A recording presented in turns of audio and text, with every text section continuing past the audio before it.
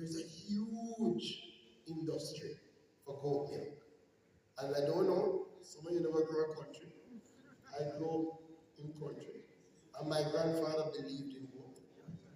He said solve every problem. When I went to his house, I had to. It was non-negotiable. It's either not going to look for him, but once I go look for him, somebody was going outside, milking the goat, scalding it, and giving me goat milk. And if he was alive, he would say, that's why I look so young and fresh. Right?